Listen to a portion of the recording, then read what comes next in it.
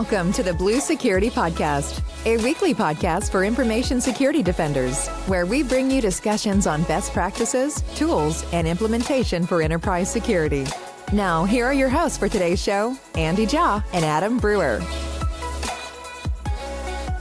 Welcome to this week's episode of the Blue Security Podcast. I'm Andy, your host. I'm Adam, your co-host. We have been going over a bunch of excellent guidance that CISA has been putting out lately, and today we're going to go over another one.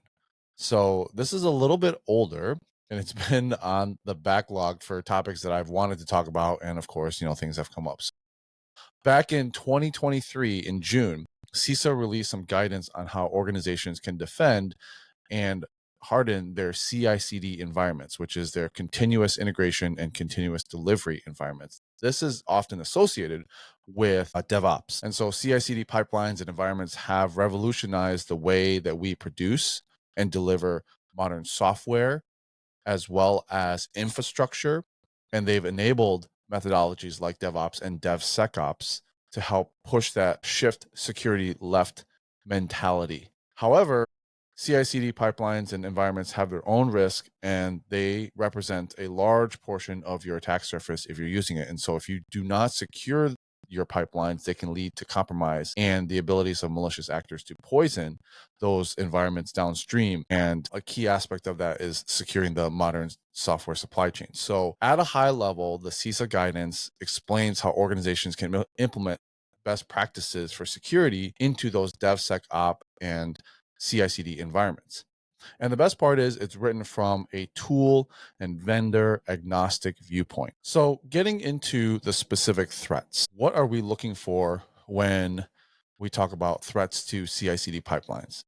There is a comprehensive guide, and I'll put the link in the show notes, but there is an OWASP top 10 CI/CD security risks. Always great to check out the OWASP top 10. They have something specifically for CI/CD pipelines. But just at a high level, you could have insecure first-party code. And this is code that's checked in by developers, but they contain security-related bugs that are not detected by either the developers or a security tooling. And so they're writing code and they check it in, and maybe you don't have a tool that's scanning for it, like a SQL injection or cross-site scripting or whatever it is. And so that's a threat. Insecure third-party code. That's code that's compiled into a CI/CD pipeline by a third-party source, such as an open source project. So I can't remember off the top of my head. Maybe you can remember there was that one library a few years ago. Log4j. Log4j. Yep. And that's a perfect example of this right here, where there's a library that someone is using and there's a vulnerability in that. And we, of course, depend on those open source projects to hopefully update them. But we went over the difficulties of open source and the one guy in Kansas who's like maintaining the one library. But when they do update, you want to have a way to detect that library has been updated and then update it and make sure that your code is secure. Poisoned pipeline execution. This is exploitation of the development or test or production environment that allows attacker to insert code into it when they want. And so maybe they get a hold of a way to get into the library and they inject their own code into it. Insufficient pipeline access controls. As always, identity is one of the attack surfaces. So unauthorized access to source code repository or build tools is a threat. Insecure system configurations. And this is where cloud security Posture management. Thank you, Yes. Adam. Cloud security posture management, CSPM. Is a big part of it. So various infrastructure, network, or application configurations that are vulnerable to known exploitation techniques can be a threat. And so you want to make sure that you have some sort of posture management and you're securing the way that everything is configured. Usage of insecure third-party services. So using services that are created by an external individual or organization that intentionally or negligently include security vulnerabilities.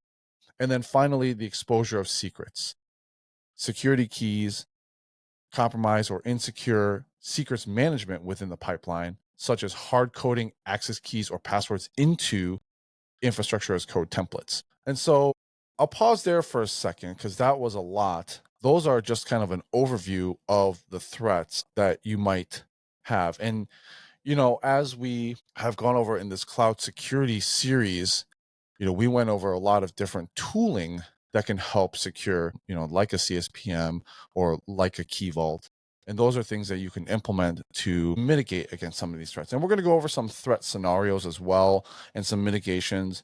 But I wanted to pause there and give Adam you a chance if you had any thoughts around just overall what we've gone over so far.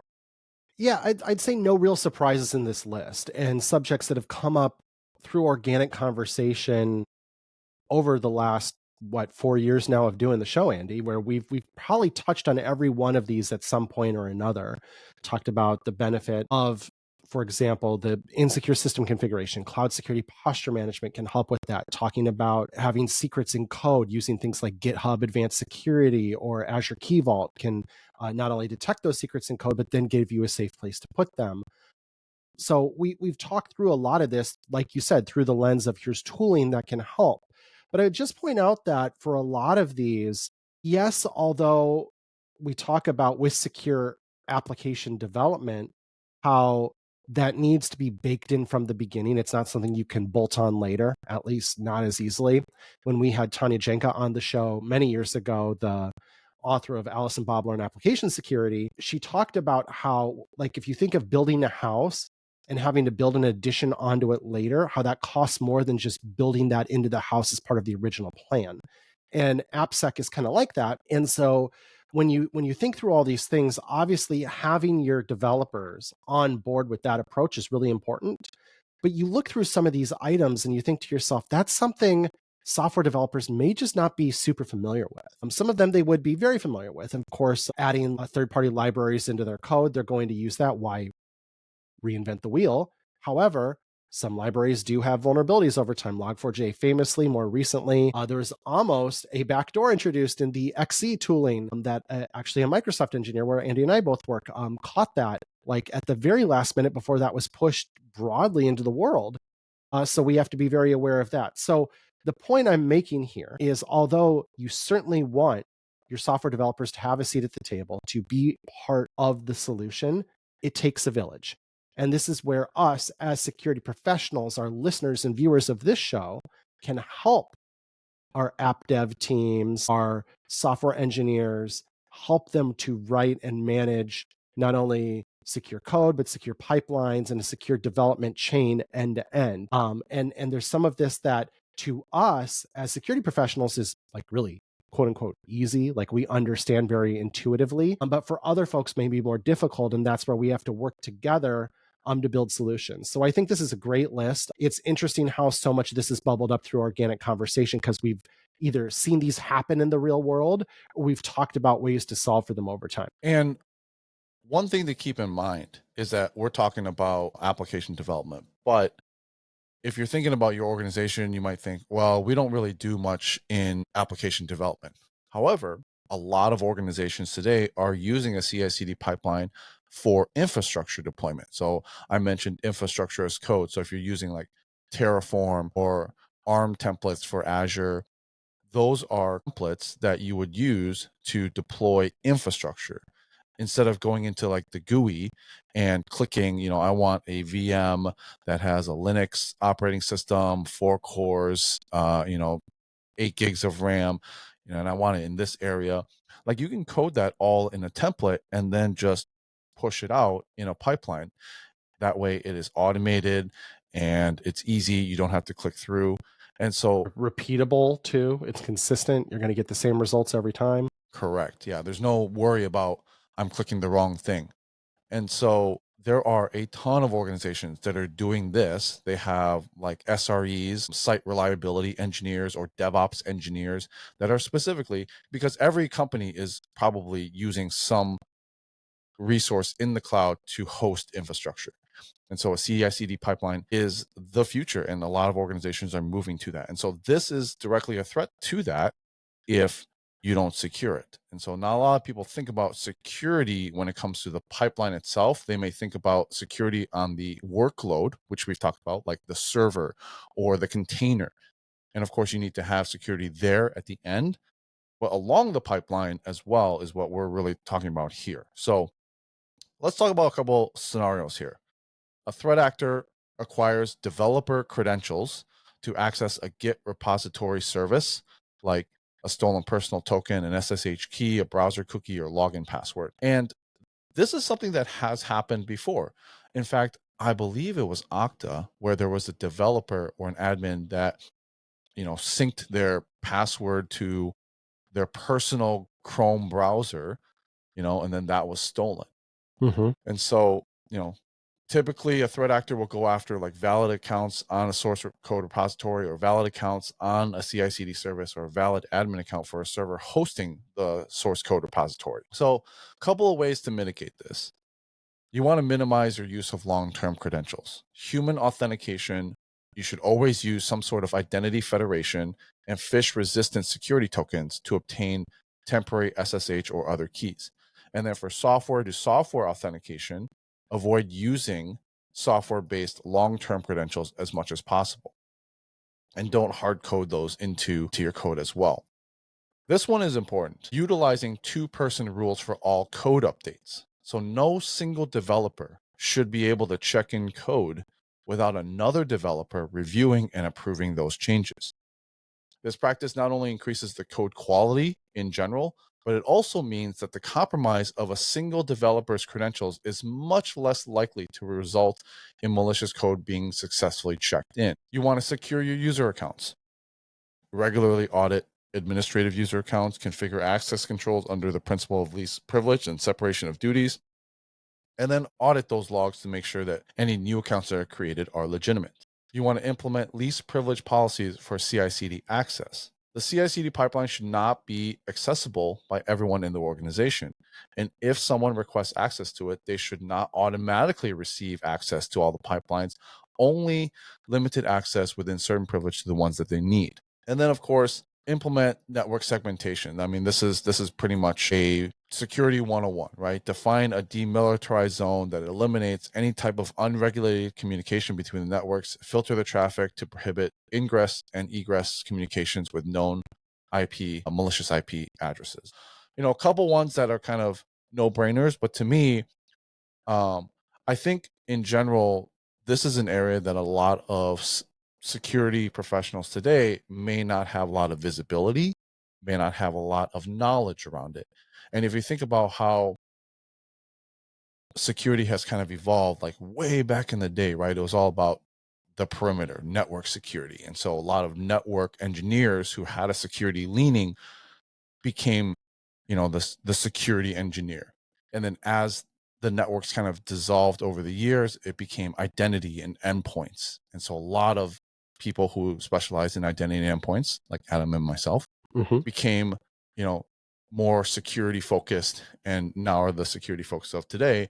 And I think this is a newer area that, folks like myself may not know a lot about, may not have a lot of visibility on it. We may not have access to any of the CI/CD pipelines if we go to an organization because it's not typical. And so, one, I think it's important to gain visibility, gain knowledge around it, but also maybe work with someone who's in that area. Maybe there is a DevSecOps engineer or an SRE engineer who leans more security. They have knowledge of how the pipelines work, and maybe you work with them to secure the pipeline. So, maybe that is going to be the next area, just like AppSec. I think AppSec is another area where if you're not a developer, you may not understand all of the code and things that go into it. And so maybe a developer who is more security leaning, who, focuses on security, becomes the AppSec person. So, I mean, there's just so many areas, but I think this is something that everyone should at least have a basic understanding that obviously it needs to be secured and then some rules around how to secure it.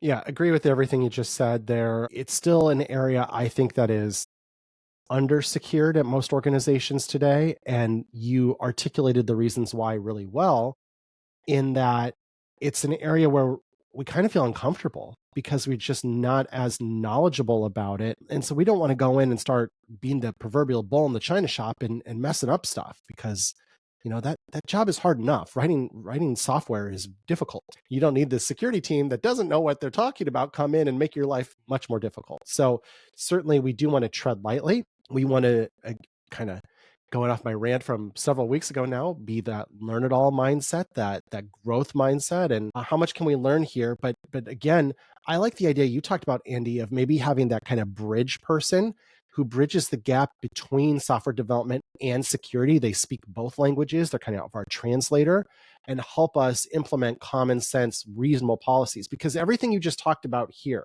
like, they all kind of sound like no-brainers. We want to limit long-term credentials, make sure we're doing kind of real-time validation of identity every time someone signs in, have two people review all code before it gets pushed into production, make sure our accounts are secure, implement least privilege, implement network segmentation and like block malicious IPs. Like, it all sounds like 101 stuff, but we have different implementation control planes for a lot of this that we may be less familiar with. And of course, we want to do this as effectively as possible, but we should really measure twice and cut once here.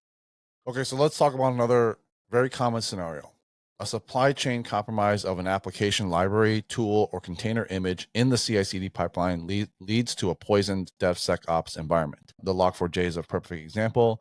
Or if there's a container image that gets pushed into the pipeline.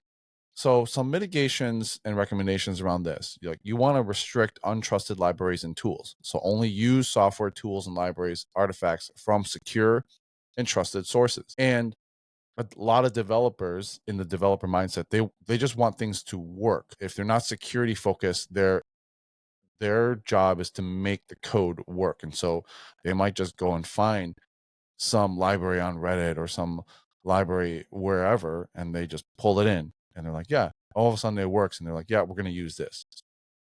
You want to vet it. You want to make sure that stuff is signed. Tools from trusted sources will help you minimize the threats that are posed to a CI/CD pipeline and prevent any type of potential exploitation. Adopt a never trust, always verify approach towards software, because that'll reduce your overall attack surface. You want to analyze committed code. So, we talked about the 2-person rule there, but also just securing the pipeline involves just analyzing the code that's being committed. So this can be used either manually or, done manually, or you can use some sort of automated tool to do it. Automated tools are better. They can identify potential security vulnerabilities in the code and track it over time. And if you analyze the code, it ensures that only approved changes are made to the code base and that any potential security vulnerabilities are addressed before they can be exploited. Implement EDR.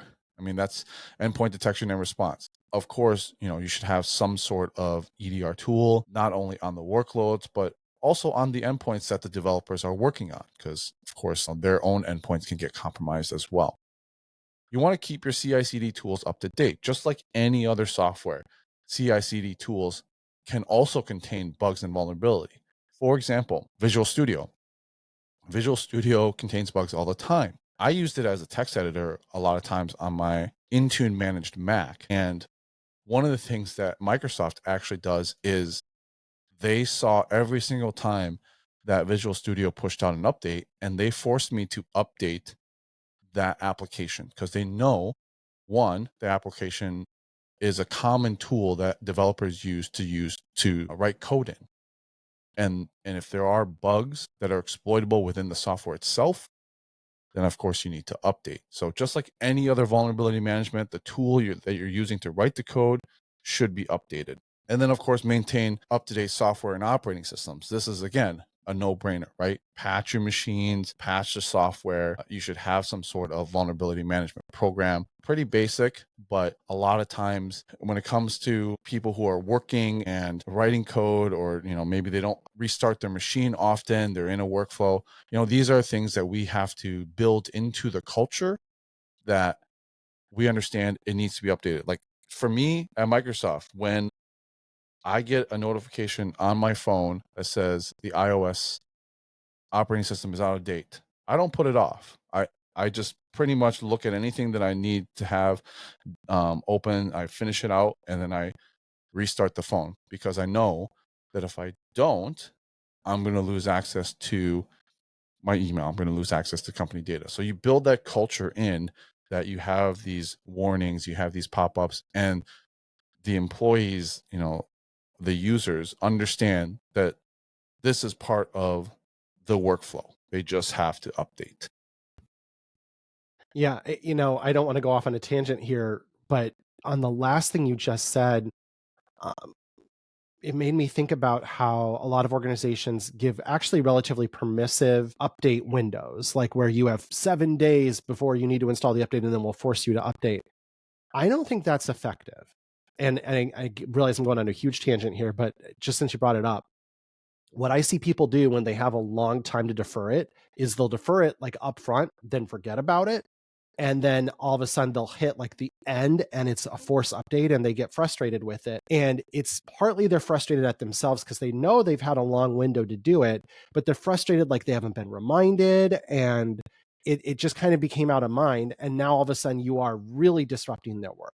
And so I would almost argue, just in a sense of human psychology, to where if you have a less permissive update cycle, I know because I'm doing some pre-release testing of some hardware and software at Microsoft, I have very short update windows. Like I'm required to do it, I think, within 24 hours. Sometimes it's even less than that. And so like when I get the little icon near the system tray in Windows 11 and it indicates an update's available, I pretty much like you said, Andy, find a stopping point and do it immediately.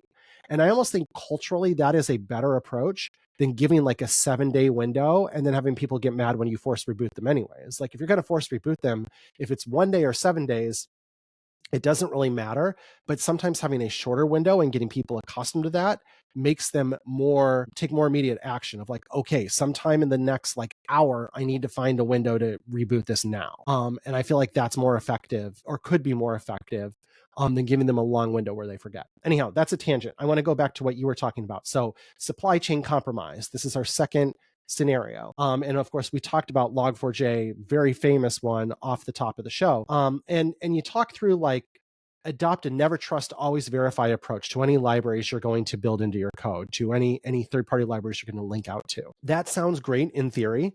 I will acknowledge that in practice, that's difficult because so much of modern code we run everywhere is built on all sorts of third-party libraries, and many of them are open source libraries where we've seen either inadvertent vulnerabilities in the case of Log4j, or malicious vulnerabilities in the case of the XC tools, where those have been built in. And again, just referencing our AppSec guru, Tanya, who came on the show many moons ago now, she talked about how there's this false narrative that open source software is inherently more secure because security fairies will float through open source code repositories and go look for vulnerabilities. That's not reality. People have mortgages to pay and mouths to feed and need a roof over their head. And so they're going to go, if you're a security researcher, to where you make money. And that tends to be commercial software vendors like our employer, as well as many others, who pay money if you go find a vulnerability and report it to them with the proper reporting process. If you follow the Bug responsible disclosure. That's what I was looking for. Yeah, bug bounties. So we have this challenge in modern software development where we rely on a ton of open source libraries that maybe don't have that same level of scrutiny, but it's just the standard practice. And so like moving away from that, acknowledge that's really difficult. So at least maybe you stay with the most popular open source libraries, or open source libraries that are widely used, because at least if there is a vulnerability in them, you're not alone, and you may not be the most attractive attack surface, like that proverbial, you don't have to outrun the bear, you just have to not be the slowest human kind of thing. In some cases, at least there's safety in numbers there if you're on a more popular open source library. But I think the other changes, again, are reasonable throughout. Keep your software updated, keep your CI/CD tools updated, make sure you're analyzing the code, and again, using things like code scanning solutions or code security solutions like GitHub Advanced Security to take a look at that as well. And then, EDR, all the things, of course, if it can run an EDR agent, it probably should. And that's helpful too. So yeah, I think overall strong advice. But again, and I don't mean to sound like a broken record here, but none of this is really surprising. But I think, again, as security professionals, it's just a matter of not being that bull in the china shop, understanding the environment before we go in and start mandating a bunch of changes. But ultimately, these are solvable problems. and I think reasonable things we could get done at our organizations without too much gnashing of teeth and too much finger pointing and upsetting other parts of the company. And then we'll end the show with just some other general mitigations and hardening that CISA recommends, and we'll have the link to the guidance, of course, in the show notes. There's more detail on all of these different things that we're talking about, but some general mitigations: always use NSA recommended cryptography, because of course the use of weak or outdated cryptographic algorithms can pose a threat to the pipelines. You want to add a signature to your configuration. If you implement secure code signing, you'll be able to establish digital trust within the pipeline. And so ensure the code is always continuously and properly signed, and that signature is verified throughout the CI/CD pipeline, regardless of the stage of development. If the signature does not validate, investigate the cause of the validation issue. So this could be a minor configuration problem or a sign of a larger breach. Secure secrets. Make sure that you are secure handling of secrets, tokens, and other credentials that are crucial to the CI/CD pipeline. Never pass secrets in plain text anywhere in the pipeline. Ensure secrets, passwords, private keys are never embedded in the software where they can be reverse engineered out. And most modern CI/CD tools will come with a secrets management tool, a solution, which means that the CI/CD tool can be securely store the secrets and pass them using an indirect reference within the pipeline. And then finally, integrate security scanning as part of the CI/CD pipeline. We've talked about scanning, but there's a multitude of different types of scanning. So you have static applications scanning, where you're scanning the static code in an analysis tool to build in the build stage to check the code for any type of common security vulnerabilities. Registry scanning, which is those container images. Every time a container image is pulled into the pipeline, make sure you're scanning that registry. And then dynamic security testing. So this is a little bit more advanced, but you want to deploy an instance of a newly built application in a testing environment and then run tests against those applications. There are tools that can do this in an automated fashion, but even those tools can also have mistakes. So manual review is also important when you're doing this type of testing in the code. So when you're looking at it, we haven't talked a lot about tooling, but I'll just give a couple examples, right? Like, you do want to have a tool that's built into the actual CI/CD tool that the developers are using. It's integrated. Like, an example would be GitHub Advanced Security. There's other ones like Veracode and so on and so forth, but it's part of the pipeline. Not only is it scanning the code as they're really like coding it and typing it, but also every time they commit the code, it's scanning it. And then you can have other ways to scan the code. Veracode was a tool that I used in the past. I'm not endorsing it or anything, but it was a great tool. You can do static scanning of the code. It can do dynamic scanning of the code. And then there are other tools that you can use even after the application has been either deployed in a test environment or deployed in prod. You can have bug bounties. Bug bounties are a great way to outsource that testing. Great tool that I've used in the past is something called Bug Crowd, where the whole program is overseen by the folks at Bug Crowd, but they have independent security researchers that can pen test your application within there, and then you can pay them bounties that are vetted by the Bug Crowd folks. There's other ones out there as well where you can basically crowdsource your application testing. So you do want to, not only have it from the code itself on the endpoint from the developer through the pipeline, but all the way to production, and then continue to test that, because there might be something, more eyes, fresh set of eyes might be able to find something that was missed along the way. Yeah.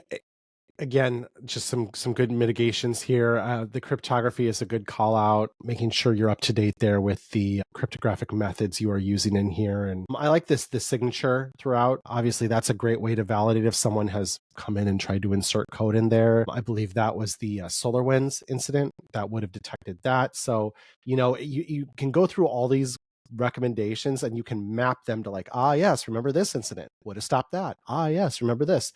We're learning, right? We're trying to constantly get better. So this is cool. I'd just say, just to kind of summarize, and Andy, you made some of these points earlier in the show, but this is an area that I think orgs have opportunity to become more mature in. And we've seen those shifts over time, right? Where you talk through it how it started with network security, and then it pivoted to identity and endpoint. And this is maybe that next step of moving to DevSecOps and helping to become really regimented in how we implement a lot of the security tooling we use, but we also need a clean and secure pipelines in order to accomplish that. And so this is an area where we can partner with the folks who run a lot of this. If you have application development in-house, if you don't, again, infrastructure as code, you may be using it there. Either way, make sure we ask a lot of questions and we learn a lot before we start throwing our weight around. If we get involved and we ask questions and we learn the tools, Andy and I did our cloud security series recently where we went through a lot of the tools in Azure. Be familiar with what's out there, what's available to help. Is a lot of tooling. The CISA guidance is vendor agnostic. So this is a great way of just kind of understanding what the areas of opportunity are and what the general format of the tools looks like, and then you can go vet out vendors and find the ones that's going to be the right fit for you. So I think we all, coming off a show like this or the CISA guidance, have homework to do, but with homework comes opportunity and the opportunity to make a difference for our organizations. And so this is cool where cybersecurity, as we all know, is a never finished effort. And here's another area where we can help make our organizations more secure and ultimately do our jobs. And that's really exciting. Yeah, absolutely. All right. Well, that's our show for this week. Thanks for watching and listening. As always, our contact information, as well as the links for all the documentation that we went over today, will be in the show notes. If you have any questions or topics you want us to talk about in the future, please email us. Thanks. We'll talk to you guys next week. Thank you for listening to the Blue Security Podcast. Please check out the show notes, catch up on episodes you may have missed, and subscribe so you don't miss any future episodes. Find Andy on Twitter @AJaw0 and Adam @AJ Brewer. See you at our next episode.